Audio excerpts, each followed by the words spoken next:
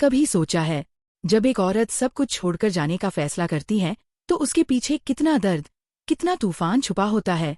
आज की कहानी शुरू होती है उसी पल से, जब अहाना ने तय कर लिया कि अब वो इस घर में एक दिन भी नहीं रहेगी। सुबह का उजाला भी उस दिन फीका लग रहा था।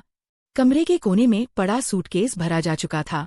अहाना की आंखों में आंसू थे, लेकिन उनमें कोई कमजोरी नहीं थी, सिर्फ टूटे हुए सपनों का बोझ था। उसके कदम धीरे धीरे दरवाजे की ओर बढ़ रहे थे। हर कदम के साथ उसकी यादें, उसकी उम्मीदें पीछे छूटती जा रही थीं। उसी वक्त पीछे से एक आवाज आई, रुक जा अहाना। वो दुर्गा देवी थीं। उनकी आवाज कांप रही थी। बेटी, ये घर तेरे बिना सूना हो जाएगा। अहाना ने बिना ऊपर देखे कहा। मांझी, जब रिश्ते ही दम तोड़ चुके हों तो दीवारें भी घुटने लगती हैं। अब मेरा रहना इस घर के लिए बोझ बन चुका है। वो आगे बढ़ ही रही थी कि तभी बाहर पुलिस की सायरन गूंज उठी। दरवाजे पर एक इंस्पेक्टर आया और बोला, हमें कुछ सबूत मिले हैं जो साबित करते हैं कि अहाना निर्दोष है। पूरा घर हैरान था। सभी की आंखें अहाना की ओर घूम गईं। और तभी धीरे धीरे आगे बढ़ी चारुलता, छोटी बहू। उसके हाथ में मोबाइल था और आंखों में आग। उसने फोन इंस्पेक्टर को दिखाया। साहब, असली गुनाहगार को देखिए। वीडियो चला। स्क्रीन पर दिखा, पिशमनी बुआ किसी अजनबी को पैसे थमा रही थीं। उनकी आवाज साफ सुनाई दे रही थी, अगर दुर्गा देवी के घरवालों को खसाया नहीं तो तेरी पुरानी करतूतें सबको बता दूंगी। घर में सन्नाटा छा गया। सबके चेहरों का रंग उड़ गया। पाल बाबू कांपते हुए बोला, साहब, मैंने सब बुआ जी के कहने पर किया था। उन्होंने ही पैसे दिए थे। उन्होंने ही कहा था कि दुर्गा देवी के परिवार को मिट्टी में मिला दो। इतना सुनते ही दुर्गा देवी के हाथ से पूजा की थाली गिर गई। दीपक बुझ गया। उनकी आंखों में सिर्फ गुस्सा नहीं था, विश्वासघात की आग थी। वो धीरे धीरे पिशमनी के पास गईं और एक जोरदार थप्पड़ मारा। ऐसा थप्पड़ जो सिर्फ गाल पर नहीं, घमंड पर पड़ा था। पूरा घर सन्न रह गया। पिशमनी के आंसू अब झूठ नहीं, पछतावे के थे। वो जमीन पर बैठ गई, हाथ जोड़कर बोली, मांझी, मुझसे गलती हो गई, माफ कर दीजिए। पर अब कोई नहीं सुन रहा था, क्योंकि जब भरोसा टूटता है तो आवाजें भी बेईमान लगती हैं। अगले दिन सुबह जब पहली किरण आंगन में उतरी, दुर्गा देवी ने पूरे घर को इकट्ठा किया। उनकी आवाज में दृढ़ता थी, अब वक्त है फिर से खड़े होने का। हम अपनी मेहनत से अपना सम्मान वापस पाएंगे। अहाना आगे बढ़ी। मांझी, मैं आपके साथ हूँ। अब हमें कोई नहीं रोक सकता। उनके शब्दों में वो आग थी जो राख से भी उम्मीद जगा देती है। चारुलता, मिली, बिजली, सबने सिर हिलाया। और देखते ही देखते आंगन में फिर से मिट्टी गूंथने की आवाजें गूंज उठीं। उन हाथों पर मेहनत की लकीरें थीं, पर उनमें उम्मीद भी थी। चारुलता ने अहाना की तरफ देखा और मुस्कुराई। तेरे हाथों की मिट्टी में ही तो इस घर की जान है। हवा में अब सुकून था, जैसे कोई नया जन्म हो रहा हो। लेकिन ये सब देखने वालों में कुछ ऐसे भी थे जिन्हें यह जोश रास नहीं आया। श्यामल चाचा गरज उठे, ये सब नाटक बंद करो। इस घर की इज्जत इन मिट्टी की मूर्तियों में नहीं है। दुर्गा देवी की आंखों में अब तूफान था। उन्होंने सीधा जवाब दिया, हम अपनी मेहनत से काम कर रहे हैं, चाचा जी। अगर तकलीफ है तो अपने दरवाजे बंद कर लो। हमारे हाथों की मिट्टी अब किसी के आगे नहीं झुकेगी। घर में माहौल तनावपूर्ण था, लेकिन औरतों के हौसले को कोई नहीं तोड़ सका। उधर अमरनाथ को पाल बाबू का फोन आया। वो खुश हुआ, उसे लगा शायद नया ऑर्डर है। पर जब वह दुकान पहुंचा, पाल बाबू ने हंसते हुए कहा, मूर्तियां टूट गईं। अब या तो 5,000 दो या फिर कोर्ट में केस करूंगा। अमरनाथ चुपचाप लौट आया। चेहरे पर उदासी थी, पर आंखों में हिम्मत।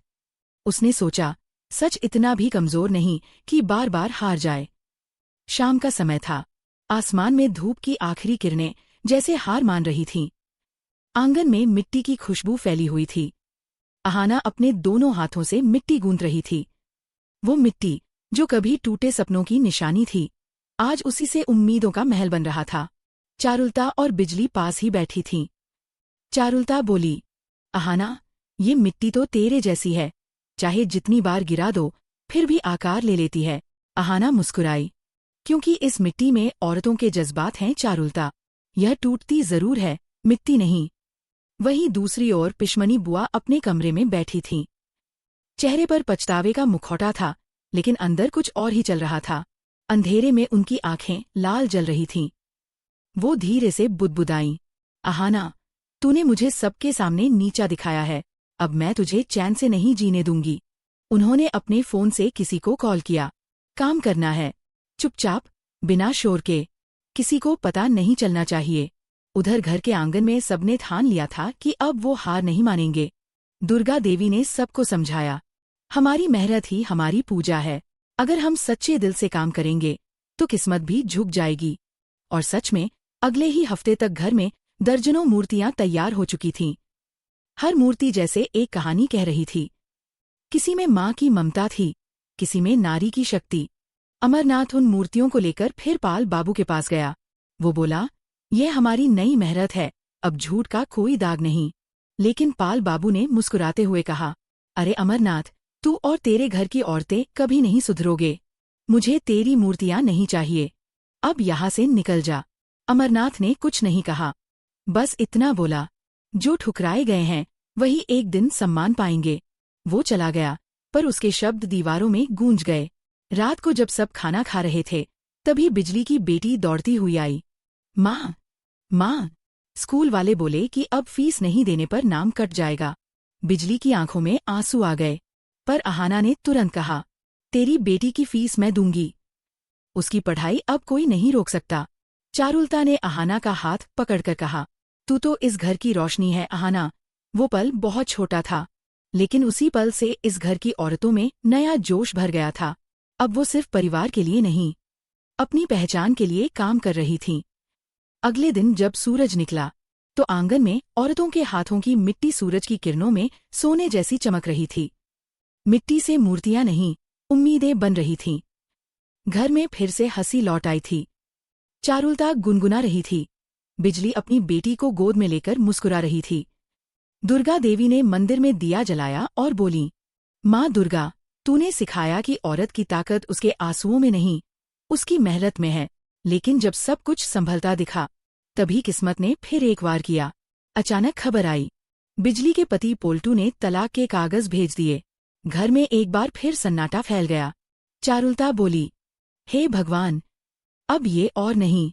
लेकिन बिजली ने सिर ऊंचा कर कहा, नहीं दीदी, अब डरने की जरूरत नहीं। शायद ये तलाक मेरा अंत नहीं, एक नई शुरुआत है।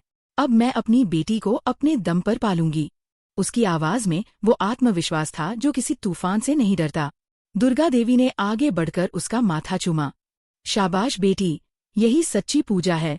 रात का सन्नाटा था, लेकिन इस बार घर की हवा में डर नहीं, बल्कि आत्मविश्वास की गूंज थी। और वहीं दूसरी तरफ पिशमनी बुआ अपने कमरे में किसी कागज को फाड़ रही थीं। तुम सबको लगता है मैं हार गई। उनकी आवाज फुसफुसाहट नहीं, जहर थी। अभी तो खेल शुरू हुआ है अहाना, अब तुझे चैन से जीने नहीं दूंगी।